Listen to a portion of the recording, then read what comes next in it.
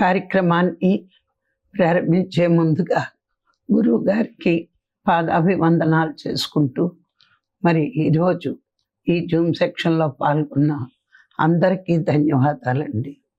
మరి ఈరోజు మనం ఆత్మజ్ఞానులు ఎందుకు జ్ఞానాన్ని అందరికీ పంచుతారు అనే విషయం తెలుసుకుందాం. మరి ఎవరు ఆత్మజ్ఞానులు అంటే, మరి మానవ జన్మ తీసుకుని గురువు దగ్గర జ్ఞానాన్ని పొందుతూ, మరి వారు ఆత్మ గురించి తెలుసుకుంటూ, ఆ ఆత్మ దర్శనం అయిన వారు, ఆ ప్రయత్నం చేసిన వారు, ఆత్మదర్శనం పొందినవారు. మరి ఎవరైనా సరే గమనిస్తే భూమి మీద అనంతమైన దుఃఖం మాకే ఉంది అనుకుంటారు. ఎంతవరకు అనుకుంటారు అంటే, ఈ జ్ఞానాన్ని పొందే వరకు కూడా ఈ భూమి మీద ప్రతి ఒక్కరూ కూడా దుఃఖాన్ని అనుభవిస్తూనే ఉంటారు. ఎవరి జీవితం చూసినా సరే దుఃఖం దుఃఖం దుఃఖం.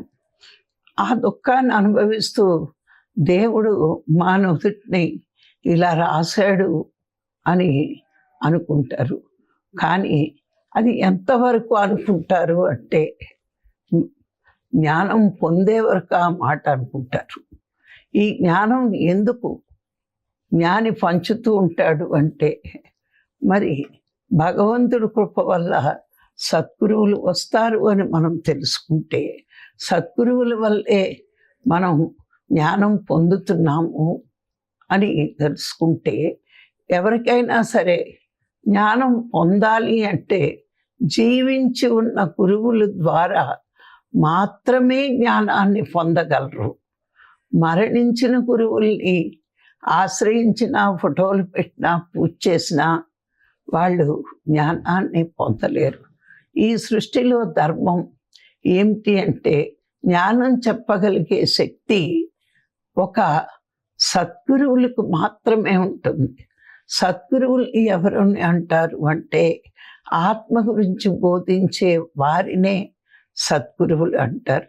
మరి జ్ఞానం పొందితే కానీ మానవుల్లో దుఃఖం పోదు. మరి ఫోటోని వాళ్ళు ఎప్పుడో భూమి మీద సత్యం ధర్మం చెప్పి వెళ్ళిపోయే వాళ్ళని గురువుగా స్వీకరిస్తే మరి ఏ శిష్యుడికి కూడా జ్ఞానం రాదు.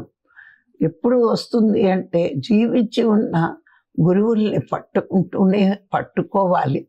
పట్టుకుంటేనే జ్ఞానం వస్తుంది.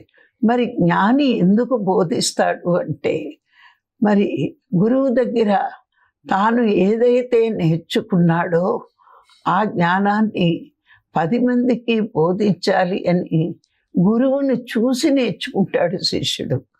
గురువు చెప్పడం ద్వారా ఎన్నో విషయాలు తెలుసుకున్నా, ఈ పంచింది పెంచబడుతుంది అనే సత్యం గురువు దగ్గర నేర్చుకుని, మరి గురువు ఎందుకు గొప్పవాడయ్యాడు, గురువు ప్రజల దృష్టిలో ఎందుకు దైవంగా నిలుస్తున్నాడు అంటే, దైవాన్ని చూపించేవాడు గురువు మాత్రమే అనే సత్యాన్ని శిష్యుడు ఎప్పుడైతే గ్రహిస్తాడో, తాను పొందిన జ్ఞానాన్ని 10 మందికి పంచుతాడు. ఇది ఒక మహా సంకల్పంగా తీసుకుంటాడు శిష్యుడు. అందుకే సృష్టిలో ఎవరైనా సరే జీవించి ఉన్న గురువుల్ని పొందితేనే, వాళ్ళ దగ్గరికి చేరితేనే జ్ఞానం పరిపూర్ణంగా నేర్చుకోగలరు. కానీ ఏదో మా ఇంట్లో బాబా అని, మా ఇంట్లో వెంకటేశ్వర స్వామి అని ఇలా రకరకాల ఫోటోలు పెట్టి పూజించినంత మాత్రాన వాళ్ళు జ్ఞానం పొందరు. ఎందుకు ఈ శిష్యులు జ్ఞానం పొందాక చెప్తూ ఉంటారు అంటే, వాళ్ళ గురువు దగ్గర మొట్టమొదట నేర్చుకున్నది ఏంటి అంటే, సృష్టిలో దుఃఖానికి కారణం అసలైన సత్యాన్ని పట్టుకోకపోవడమే అనేది గురువు దగ్గర వాళ్ళు నేర్చుకుంటారు శిష్యులు. ప్రతి గురువు కూడా సత్యాన్ని చెప్పగలిగే శక్తి ఉంటే, ప్రజల్లో దుఃఖాన్ని పోగొట్టే శక్తి కూడా వాళ్ళకే ఉంటుంది. ఎందుకంటే ఈ సృష్టిని చేసిన భగవంతుడు ప్రపంచంలో దుఃఖం పెట్టాడు, సంతోషం పెట్టాడు, ఆనందం మాత్రం తన దగ్గరే ఉంచుకున్నాడు. ప్రజలందరూ కూడా సుఖాలకి సంతోషాలకి పరుగులు తీస్తూ సత్యం కాని దాన్ని సత్యం అని ప్రేమిస్తూ అసత్యం వైపు పయనిస్తూ వాళ్ళ జీవితంలో ఉన్న దుఃఖాలు పోవట్లేదు అనుకుంటున్నారు. గమనిస్తే శరీరం నేననుకునే అజ్ఞానమే దుఃఖానికి కారణమయ్యింది. మానసిక భ్రాంతులు, భ్రమలు అవి తీర్చుకోవడం కోసం చేసే ప్రయత్నమే దుఃఖానికి కారణమయ్యింది. ప్రపంచంలో అనంతమైన దుఃఖం, అల్ప సుఖము ఉంది, అధిక దుఃఖము ఉంది. ఈ దుఃఖాన్ని ఎప్పుడు పోతుంది అంటే జీవించి ఉన్న సద్గురువులు మన జీవితంలోకి వస్తే సత్యమేంటో మనము వారి దగ్గర నేర్చుకుంటే ఆ సత్యాన్ని బట్టి సత్యాన్ని ఆశ్రయించినప్పుడు మనకి దుఃఖం మెల్లిమెల్లిగా పోతుంది. ఎవరైతే సత్యాన్ని ఆశ్రయిస్తారో వాళ్ళే ధర్మవంతమైన జీవితం జీవిస్తారండి. సత్యం తెలుసుకునేది, ధర్మాన్ని ఆచరించేది. ధర్మం అసత్యాన్ని ఆచరించిన నాళ్ళు, అసత్యాన్ని ఆశ్రయిస్తే ఎవ్వరూ కూడా ధర్మవంతమైన జీవితాన్ని జీవించలేరు. సత్యాన్ని ఆచరించిన వాడే, సత్యంలో జీవించేవాడే ధర్మాన్ని ఆచరిస్తాడు. ఈ రెండు కూడా పక్షికి రెండు రెక్కల్లాంటివి. జ్ఞానికి కూడా ఈ రెండిటి వల్లే ఉన్న స్థితి నుంచి ఉన్నత స్థితికి చేరుకోగలడు. మరి ఎందుకు జ్ఞాని అట్లా ఆలోచిస్తాడు అంటే సృష్టి అంతా ఒకటే ఆత్మస్వరూపము అని తెలుసుకున్నప్పుడు అమితమైన ఆనందం పొందుతాడు జ్ఞాని. ఎందుకంటే అందరూ ఆత్మస్వరూపులే అని. మరి ఆత్మస్వరూపులైన వారు ఆనందంగా ఎందుకు జీవించట్లేదు అంటే వాళ్ళు ఆశ్రయించవలసిన దాన్ని ఆశ్రయించక శరీరము, మనసు, బుద్ధి అనుకుంటూ వీటి వెనకాతల పరిగెడుతున్నారు. ఈ మూడింటికి ఏదైతే శక్తినిస్తుందో, శక్తినిస్తూ సాక్షిభూతంగా గమనిస్తుందో, ఆ సాక్షిభూతంగా గమనించేదే ఆత్మ. ఆత్మే భగవంతుడు. శక్తినిచ్చే దాన్ని భగవంతుడు వల్ల శక్తిని పొందిన ఈ శరీరాన్ని, మనసుని, బుద్ధిని ఆశ్రయించిన నాళ్ళు దుఃఖం ఉంటుంది. వీటికి ఎవరైతే శక్తినిస్తున్నారో ఆ శక్తినిచ్చిన దాన్ని ఆశ్రయిస్తే ఆనందం వస్తుంది అనే పరమసత్యాన్ని గురువు దగ్గర నేర్చుకున్నప్పుడు అప్పుడు శిష్యుడు జ్ఞాని తెలుసుకుంటాడు. ఏంటంటే మానవ జన్మ ఒక ఉన్నతమైన ఆశయం కోసం, ఒక ఉన్నతమైన ఆదర్శం కోసం తీసుకుని వస్తాడు. వచ్చినప్పుడు ఏంటి ఉన్నతమైన ఆశయం అంటే దేహం ఉండగానే దేహాన్ని సృష్టించిన వాడిని తెలుసుకోవాలి అనే ఆశయంతో భూమి మీదకి వస్తుంది ఆత్మ. మరి వచ్చినప్పుడు భూమి మీద మాయకి వశమై ఎంతసేపు శరీరము, మనసు, బుద్ధి అని ఆలోచిస్తూ మాయకి వశమైన మానవుడు బంధంలో ఇరుక్కుని ఆ బంధాల వల్లే బందీ అయి కష్టాలు పడుతూ దుఃఖపడుతూ జీవిస్తున్నప్పుడు భగవంతుడా నాకు ఈ కష్టం ఏంటి అని శోకించినప్పుడు భగవంతుడు కృప వల్ల ఒక సద్గురువు వచ్చి సత్యాన్ని చెప్తాడు. నువ్వు శరీరం అనుకుంటున్నావు కాబట్టి మనసును అనుకుంటున్నావు, బుద్ధిని అనుకుంటున్నావు, కానీ మూటిటికి ఏదైతే శక్తినిస్తుందో, ఏది గమనిస్తూ సాక్షిగా ఉంటుందో అదే నీవు అని గురువు ద్వారా తెలుసుకున్నప్పుడు, ఓ నేను ఈ మూడు కాదా, నేను ఆత్మని, ఆత్మోద్ధరణ కోసం ఈ మానవ జన్మ తీసుకున్నాను, నేనెవరో తెలుసుకోవడానికే ఈ మానవ జన్మ తీసుకున్నాను అని ఒక ఆశయం కోసం నేను భూమి మీదకి వచ్చాను. ఏంటి ఆశయం అంటే నేనెవరో తెలుసుకోవాలనే మానవ జన్మ తీసుకున్నాను. మానవుడికున్న అర్హత ఇక ఏ జీవికి లేదు. నేను ఇది తెలుసుకోకుండా కనుక మరణిస్తే మళ్ళా 84 లక్షల జీవరాశులుగా పుడుతూ చస్తూ ఉండాలి. కాబట్టి నేను ఈ జన్మ ఉండగానే ఈ శరీరంతో సాధన చేసి మనసుతో మంచి సంకల్పాలు ఏర్పరచుకుని బుద్ధితో మంచి నిర్ణయాలు తీసుకోవాలి. అందుకు మానవుడికి శరీరము, మనసు, బుద్ధి ఇవ్వబడింది. ఈ మనసు గాఢ నిద్రలో తప్పించి ఎప్పుడూ చంచలంగానే ఉంటుంది. మనిషి గాఢ నిద్ర పోయినప్పుడు మనసు పనిచేయదు.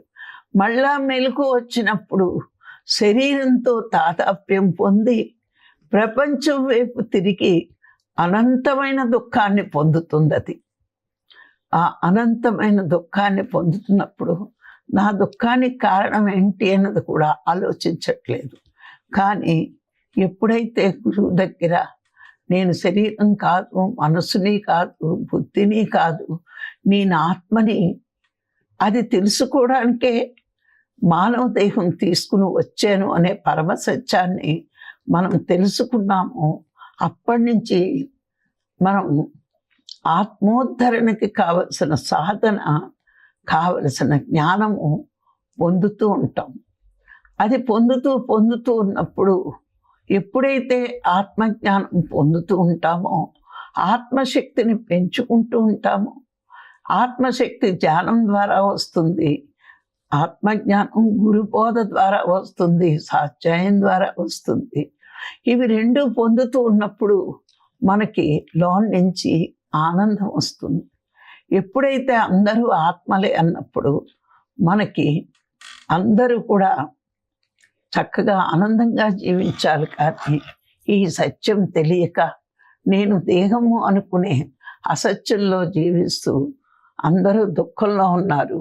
ఈ చిన్న సత్యం తెలిస్తే అందరూ ఆనందంగా ఉంటారు అని శిష్యుడు ఎప్పుడైతే జ్ఞానవంతుడవుతాడో ఆ జ్ఞానం 10 మందికి బోధించడానికి, వాళ్ళ దుఃఖం పోగొట్టడానికి తపన పడుతూ ఉంటాడు. అందుకే ఒకటి, ఎవరైనా సరే జీవించి ఉన్న గురువుల్ని, సద్గురువుల్ని పట్టుకోవాలి. పట్టుకున్నప్పుడే ఆనందం ఉంటుంది. జీవించి లేని గురువులు, బొమ్మలు ఎన్ని పట్టుకున్నా మనకి సత్యం బోధపడదు, జ్ఞానము తెలియదు. మరి మనం జ్ఞానవంతులు అయ్యాక ఈ జ్ఞానాన్ని 10 మందికి పంచాలి. ఎందుకంటే మనం తెలుసుకున్నాం. ఏం తెలుసుకున్నాం? జ్ఞానం పొందాలి అంటే జీవించి ఉన్న గురువే నేర్పాలి. కానీ ఏ ఫోటో, ఏ విగ్రహం మనకి జ్ఞానం నేర్పదు. అది సృష్టి ధర్మం. గురువు దగ్గర శిష్యుడు అభ్యసించాలి. అది సృష్టిలో ప్రతి వాళ్ళని చూస్తే, గురువుల దగ్గర విద్య నేర్చుకున్న ప్రతి వాళ్ళని చూస్తే, ఆ జీవించి ఉన్న గురువుల దగ్గరికి వెళ్ళి వీళ్ళు నేర్చుకుని ఎన్నో సందేహాలు నివృత్తి చేసుకున్నారు. అందుకే భూమి మీద ప్రతి వాళ్ళు కూడా జీవించి ఉన్న గురువుల దగ్గరే జ్ఞానం పొందగలరు. ఇది మొట్టమొదటి పాయింట్. అయితే రెండో పాయింట్, మనం జ్ఞానం పొందాక జీవించి ఉన్న గురువులే జ్ఞానం ఇవ్వగలరు ఎవరికైనా అని మనం అర్థం చేసుకున్నాక మనం ఒక్క క్షణం ఖాళీగా ఉండం. ఎప్పుడు ఎవరికో ఒకరికి ఏదో ఒకటి బోధిస్తూ మన జ్ఞానం కూడా వాళ్ళకి పంచుతూ ఉంటాం. అందుకే జ్ఞానం పొందిన శిష్యులు ఒక ఉన్నతమైన ఆదర్శంతో జీవిస్తారు. ఏమిటా ఆదర్శం అంటే, నా శక్తుల, నా గురువు ఇచ్చిన జ్ఞానాన్ని కొంతమందికైనా నేర్పించి వాళ్ళల్లో దుఃఖం పోగొట్టాలి అనే ఆదర్శమే గురువుని చూసి శిష్యుడు నేర్చుకుంటాడు. గురువు ఏ విధంగా జ్ఞానాన్ని పంచి అందరి దుఃఖాన్ని పోగొడుతున్నాడో. ఇప్పుడు బుద్ధుడిని చూస్తే ప్రపంచంలో దుఃఖాన్ని చూసి ఆయన దుఃఖానికి కారణం వెతకాలి, తెలుసుకోవాలి అని బయలుదేరి వెళ్ళి తెలుసుకున్నాడు. మరి పత్రికాని చూస్తే తాను గురువు దగ్గర ఏ జ్ఞానమైతే నేర్చుకున్నాడో ఆ జ్ఞానం అందరికీ పంచితే ప్రపంచంలో దుఃఖం కొంతైనా తగ్గుతుందని ఆయన బయలుదేరారు. ఉద్యోగానికి కూడా రాజీనామా ఇచ్చి మరి ఎందరికో లక్షల మందికి జ్ఞానం నేర్పారు. అదే ఆదర్శంగా తీసుకుని మరి రాఘవరావు గారు కూడా పత్రికారు పరిచయం అయిన దగ్గర నుంచి ఎంత నేర్చుకుంటే అంతా చెప్పాలి అనే ఒక ఆశయంతో ముందుకు బయలుదేరారు. మరి ఎందుకంటే జ్ఞానం పూర్ణంగా పొందిన వారికే ఎదుటివాడి దుఃఖాన్ని పోగొట్టాలి అనే ఆశయం కలుగుతుంది.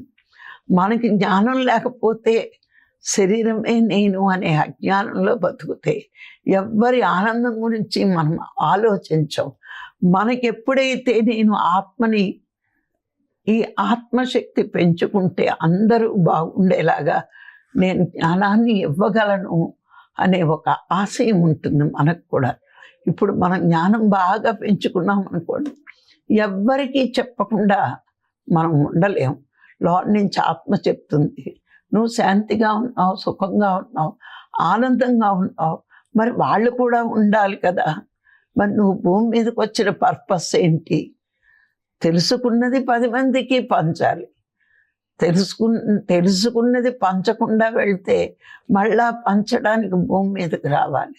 అది భగవంతుడి నిర్ణయం. నేర్చుకున్న జ్ఞానాన్ని 10 మందికి ఇవ్వాలి అన్నది అది గురువు నిర్ణయం కాదండి, భగవంతుడి నిర్ణయం. అందుకే జ్ఞాని ఎప్పుడూ కూడా ఒక్క క్షణం ఖాళీగా ఉండడు. ఎప్పుడు ఎవరికో ఒకరికి జ్ఞానం నేర్పాలి అని నిరంతర తపనతోటే ఉంటాడు. ఎందుకంటే పూర్ణ జ్ఞానం పొందిన జ్ఞానికి ఎవరు దుఃఖంలో ఉన్నా తన దుఃఖపడుతున్నట్టుగా ఫీల్ అవుతూ ఉంటాడండి. అందుకే ప్రతి వాళ్ళు కూడా జ్ఞానులు ఊరికే ఉండరండి. తాను పొందింది ఎదుటివాడు కూడా ఆత్మే. అజ్ఞానం వల్ల దుఃఖపడుతున్నాడు. అజ్ఞానంలో ఉన్న ప్రతి మానవుడికి దుఃఖం ఉంటుంది, కానీ జ్ఞానం వచ్చాక దుఃఖపడడు. ఒకవేళ కష్టమే వచ్చినా కర్మఫలం అని తన శక్తితో అది అనుభవిస్తూ ఉంటాడు. సాధన వదలడు, జ్ఞానం వదలడు. అందుకే ఆత్మజ్ఞానం పొందాలి అంటే జీవించి ఉన్న గురువే రావాలి అనే సత్యం మనం తెలుసుకున్నప్పుడు మనం జ్ఞానం నేర్చుకుంటూ జ్ఞానులం అవుతున్నాం. ఎదుటి వాడి దుఃఖాన్ని పోగొట్టే శక్తి మనకి కూడా ఉంది అని మనం ఎప్పుడైతే అర్థం చేసుకుంటామో ఒక్క క్షణం కూడా ఎవ్వరికీ చెప్పకుండా ఉండలేము. ఎందుకు అంటే జీవించి ఉన్న గురువు దగ్గర నేర్చుకున్నంత జ్ఞానం జీవం లేని గురువులు ఏమీ చెప్పలేరండి. వాళ్ళు చెప్పాల్సింది చెప్పారు, చెప్పేసి వెళ్ళిపోయారు. మరి తయారైన శిష్యులు అది చెప్పగలగాలి కదా. పత్రిసారు ఎన్నోసార్లు అనేవారు, నేను ఎన్నో సొసైటీస్ చూశాను, మరి దాంట్లో లోటులన్నీ ఏ లోట్లు ఉన్నాయో అవి లేకుండా నేను మన సొసైటీని తయారు చేస్తున్నాను అని. అంటే పత్రిసారు ఈరోజు నువ్వు నేర్చుకుంటే ఎంత నేర్చుకున్నావో అంతా పంచు అనేవారు. ఎందుకంటే మనకి 2 అవకాశాలు ఇచ్చేవారు. ఒకటి చెప్పడం ఎప్పుడైతే మొదలుపెట్టామో నేర్చుకోవడంలో శ్రద్ధ ఉంటుంది. చెప్తేనే నేర్చుకుంటాం. ఏది చెప్పకుండా రోజు వినేసామనుకోండి, మరి మనం ఏం చేస్తాము అంటే ఇంకేమీ చెప్పకుండా విన్నది మర్చిపోతాం, మనతోటే అంతమైపోద్ది. మరి ఎప్పుడైతే చెప్తూ ఉంటామో అది మననం అవుతుంది. అందుకే జ్ఞానం పొందాలి అంటే జీవించి ఉన్న గురువుల అవసరం అని మనం తెలుసుకున్నప్పుడు మనం ఎంత నేర్చుకుంటే అంత ఎదుటివాడికి చెప్పడానికి మనం ప్రయత్నించాలే. కానీ మనం ఇంట్లో కూర్చుని నాకు తెలిసింది అని అలా కూర్చున్నప్పుడు ఏమవుతుందంటే మనకి తెలిసింది అనుకుంటున్నాము, మెల్లిమెల్లిగా అహంకారం మనలో చోటు చేసుకుంటుంది. అహంకారం ఎంతగా పెరుగుతుందో మన ఆత్మజ్ఞానం అంతగా తరిగిపోతూ ఉంటుంది. అందుకే జ్ఞానుల శిష్యులకి ఆత్మజ్ఞానం బోధిస్తూ నీకు తెలుసున్నది పక్కవాడికి చెప్పు, పక్కవాడి దుఃఖాన్ని కూడా పోగొట్టు అని చెప్తారు. ఎందుకు అంటే చూడండి, వివేకానందుడు అంటాడు, నీకింత వాళ్ళ దుఃఖం నువ్వు పోగొట్టగలిగితే నీ పైవాడు నీ దుఃఖాన్ని పోగొడతాడు అని. జ్ఞానోదయం కలిగిస్తే ఎదుటి వాళ్ళలో కూడా వాడు ఏమవుతుందంటే నేను మానవుణ్ణి, ఈ దేహంతో ఉన్నాను అనుకుంటారు. కానీ మానవుడు అనుకున్న మానవుణ్ణి నువ్వు మానవుడివి కాదు, మాధవుడివి అని చెప్పాలి. చాలామంది గొప్పవాళ్ళు ఒక మాట చెప్తూ ఉంటారు, పశు జన్మ నుంచి మానవ జన్మ రావడం చాలా కష్టమట. ఎన్నో రకాల జన్మలు తీసుకుని మానవ జన్మ వస్తాం. మరి పశు జన్మ నుంచి మానవ జన్మ రావడం చాలా కష్టం. మానవ జన్మ నుంచి మాధవుడికి ఎదగడం చాలా తేలికటండి. మానవ జన్మ తీసుకున్నాక మాధవుడికి ఎదగడం ఒక్క జన్మలో కూడా సాధ్యం అవ్వచ్చు. ఎందుకంటే గురువిచ్చిన సాధన, గురువిచ్చిన జ్ఞానం నువ్వు అభ్యసిస్తే ఒక జన్మలోనే నువ్వు మాధవుడిగా, నువ్వు ఆత్మవి అని నీకు అనుభూతి కలిగితే నువ్వు మాధవుడు అయినట్లే.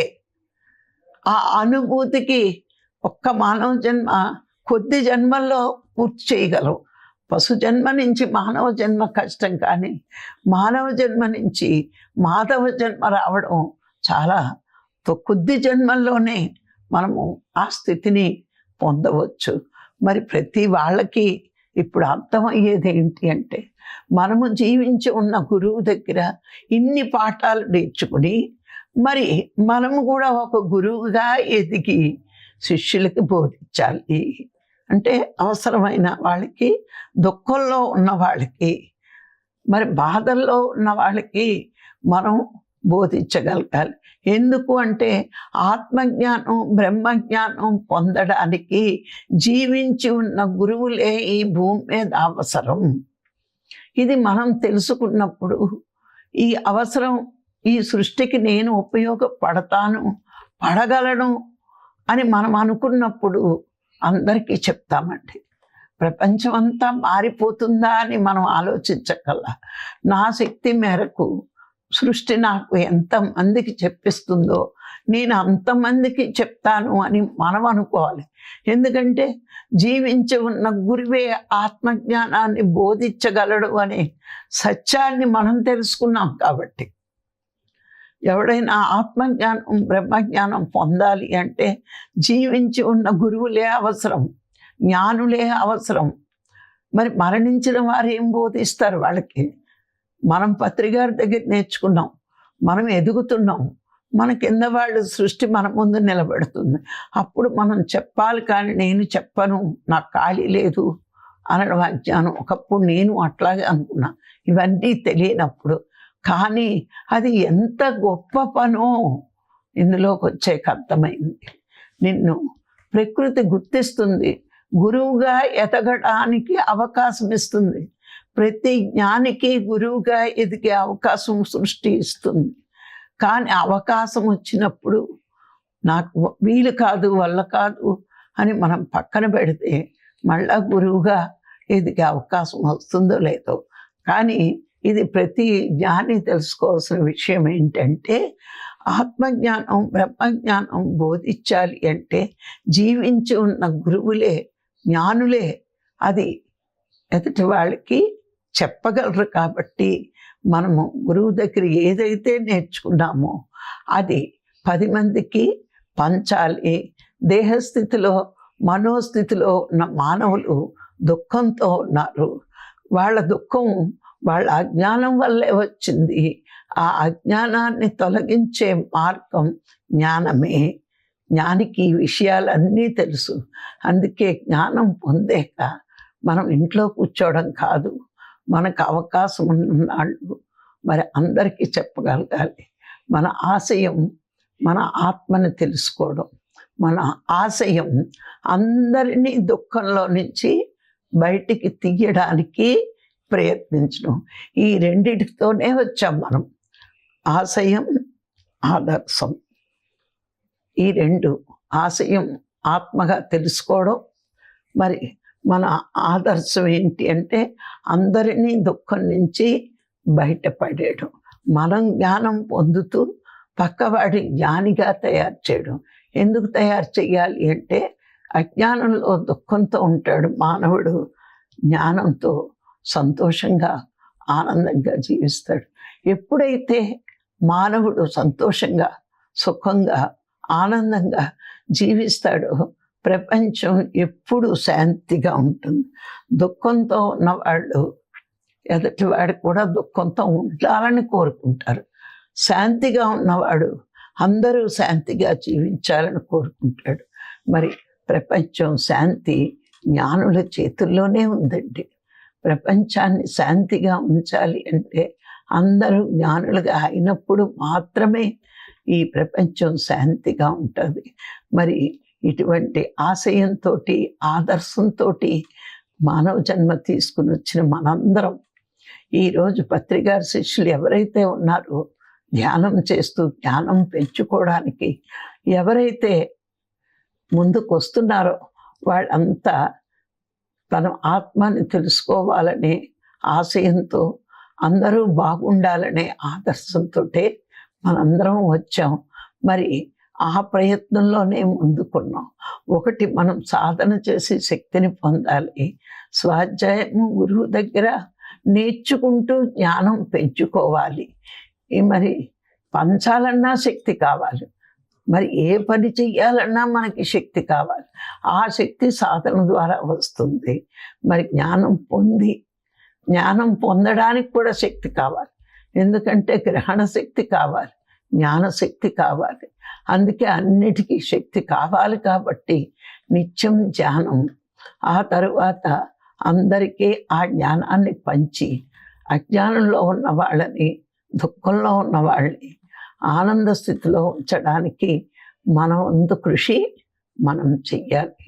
మరి ఈరోజు ఈ అవకాశాన్ని ఇచ్చిన మీ అందరికీ మరొక్కసారి కృతజ్ఞతలు. Thank you.